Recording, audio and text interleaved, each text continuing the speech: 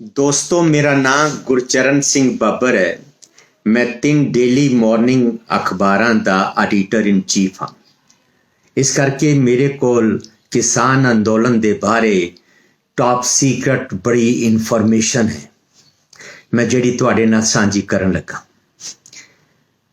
मैं ਤੁਹਾਨੂੰ ਦੱਸਣਾ ਚਾਹੁੰਦਾ कि सरकार किसी भी कीमत ते किसानां दे 3 कानून जिहड़े ने वो वापस नहीं लेगी। एक सरकार ने अंदर ही अंदर एक फैसला कर लिया कि यह कानून वापस नहीं होंगे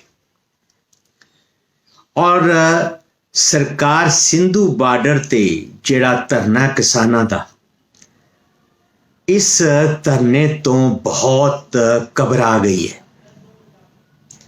इस करके सरकार जड़ी है बहुत जल्द एक बहुत वड्डी कार्रवाई सिंधु बार्डर ते करन वाली है।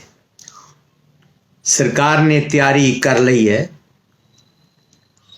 इस कार्रवाई दे विच सरकारी जो सूचना ने मेरे कोल सैटेलाइट के द्वारा कम हो रहा है, ड्रोन के द्वारा कम हो रहा है। इस धरने दे विच सिंधु बार्डर दे विच बहुत वड्डी गिनती दे विच प्राइवेट एजेंसियां काम कर रही ने सरकार दा। उत्थे इस गल का पता लगाया जा रहा है कि कितने बच्चे ने, कितनियां औरतां ने, कितने बुजुर्ग ने और कितने नौजवान ने और कितने लीडर ने। ये सूचना इकट्ठियां करके उसते एक ऑपरेशन करने की तैयारी की जा रही है। सरकार बहुत जल्द किसी दिन आधी रात नू, ठंडी रात नू लाइटां बुझा के अंधेरे दे विच वड्डियां टार्चां दे सहारे नाल बहुत वड्डी गिनती दे विच पैरामिलिटरी फोर्स दे मदद नाल हो सकता है इस दे विच सरकार जिहड़ी है वो BSF CRP दी वड्डी मदद लवे। इस दे नाल नाल सरकार बहुत वड्डी गिनती दे विच गिरफ्तारियां करके बंदियां नूं इत्थों चुक के लै जाणगे ते दूसरी तरफ पंजाब ते हरियाणा दे विच अचानक कर्फ्यू लगा देंगे। इससे भी इस तरह दियां भी खबरां मेरे कोल आ रही ने ताकि हरियाणा ते पंजाब दे विच किसी भी तरह का रिएक्शन ना होवे। ये कार्रवाई जिहड़ी है बहुत वड्डे पद्धर ते होण जा रही है क्योंकि सरकार ने किसी भी कीमत के उत्ते झुकना नहीं।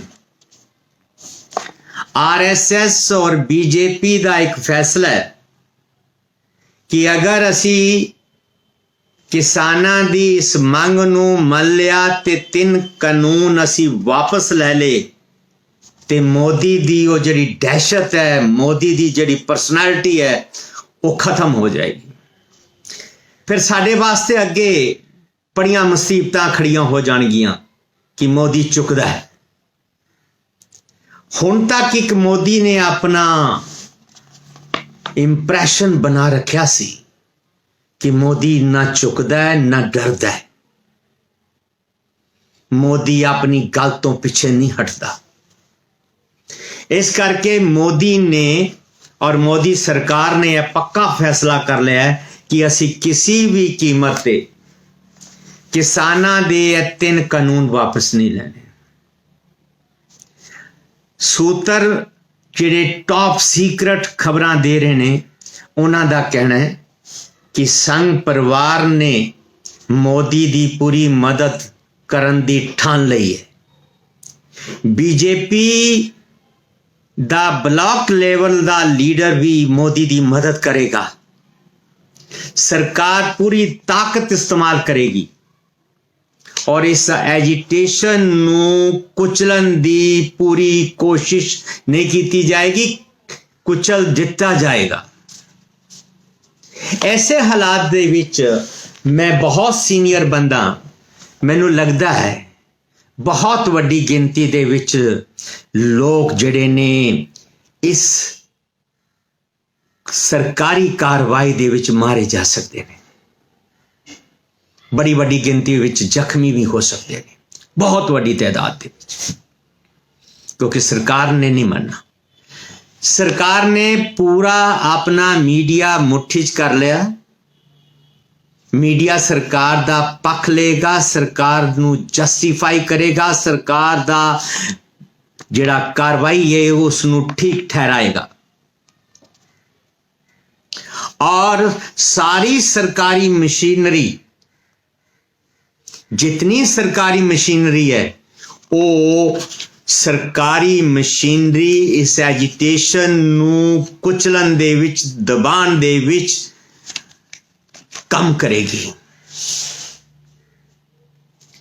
ते मेरी किसान नेतावां नू, लीडरां नू एडवाइज है, वो सिर्फ यह ना सोचन कि वो सिंधु बार्डर ते बैठे ने ते सरकार दूसरी तरफ कुछ नहीं कर रही। सरकार दूसरी तरफ पूरा ऑपरेशन करन दी तैयारी कर रही है, पूरा ब्लूप्रिंट बन चुका है, एजेंसियां टॉप सीक्रेट लग गई ने, पैरामिलिटरी फोर्स के सीनियर अफसरां नाल टॉप सीक्रेट मीटिंग्स चल रही ने। दूसरी तरफ किसान लीडरां नाल गलबात का ड्रामा भी चल रहा है, ताकि किसान लीडरां नूं सिर्फ इतना ही इंप्रैशन जाए कि सरकार साडे नाल गल कर रही है, सरकार होर कुछ नहीं करेगी। पर नहीं, सरकार एक तरफ तुहानू गल्लां बातां च लगाएगी, दूसरी तरफ सरकार एक अचानक आधी रात नू एक बहुत वड्डे लेवल दा एक बहुत वड्डा ऑपरेशन करेगी, और जितनी ट्रैक्टर ट्रालियां, जितना किसानां दे ट्रक गड्डियां कारां सब इत्थे ही सरकार ने रोक लैणियां, बंदियां नू नौजवानां नू चुक के ले जाना ते दूर दराज लैके जेलों विच और टंपरेरी जेलों बना के उत्थे रखना। सरकार किसी भी कीमत ते 3 काले कानून वापस नहीं लेगी। जे किना किसी दे मन विच इस गल दा भुलेखा है ते वो कट देण। ए मन लो कि तुसी कि सरकार बहुत जल्द एक बहुत वड्डी कार्रवाई करने वाली है। मेरा मकसद सिर्फ और सिर्फ इतना है कि मैं किसान लीडरां नूं अलर्ट कर देवां कि तुसी होशियार रहो कि यह कार्रवाई होगी, होवेगी। यह कार्रवाई हो सकता है टिगरी बॉर्डर ते भी होवे एट ए टाइम। ये भी चांस ने कि गाजीपुर दी तरफ भी नाल करन, पर जो हुण तक दी खबर है, मोदी सरकार सिर्फ सिंधु बॉर्डर तो घबराई है। सरकार दी चिंता सिर्फ सिंधु बॉर्डर है। सरकार सिंधु बॉर्डर ते बहुत जबरदस्त ऑपरेशन करन दी तैयारी विच है। इस करके किसान लीडरां नूं अपनी नीति रणनीति के उत्ते पूरी तरह विचार कर लेना चाहिए, ताकि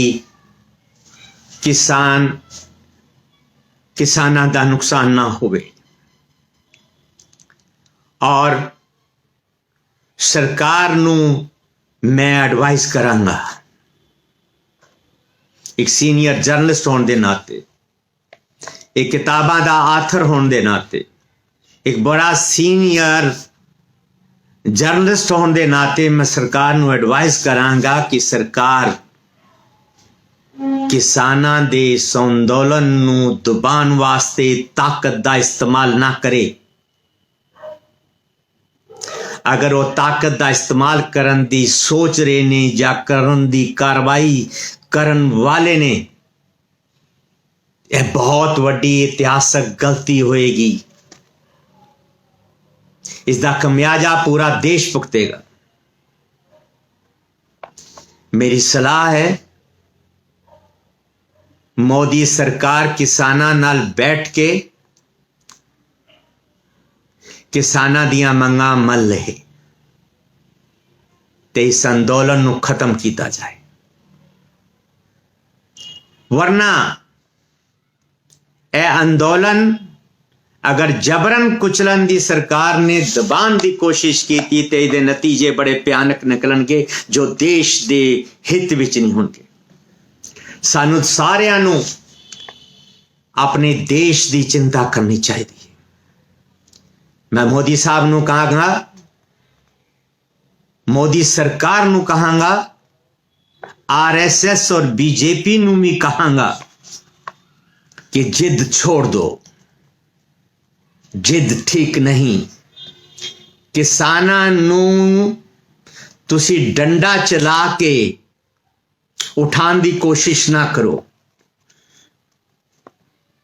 किसानां ते गोलियां चला के उठाने की कोशिश ना करो, आंसू गैस दे गोले छोड़ के पानी दियां बौछारां करके उठाने की कोशिश ना करो, वरना इसका असर किसानां दे पुत्रां ते पहुंचेगा जेड़े देश की सरहदां ते बैठे ने, जेड़े फौज विच ने, जेड़े पुलिस विच ने, जेड़े BSF विच ने, जेड़े CRP विच ने, जेड़े IAS ने, जेड़े IPS ने, ये सारे रिएक्ट करनगे। इस करके सरकार नूं चाहिदा है ना वो धमकी दे और ना वो इस अंदोलन नूं दबाण वास्ते ताकत का इस्तेमाल करे। मैं एक बारी फिर अपने किसान वीरां नूं रिक्वेस्ट करांगा कि वो भी अपनी टॉप सीक्रेट रणनीति बनान कि किस तरह मोदी सरकार नाल निबड़ना है, किस तरीके नाल गलबात करनी है, किस तरीके नाल अपने किले नूं मजबूत रखना है। मैं इतने शब्द कह के मैं तुहाडे तो क्षमा दा जाचक हां। वाहिगुरू जी का खालसा, वाहिगुरू जी की फतेह।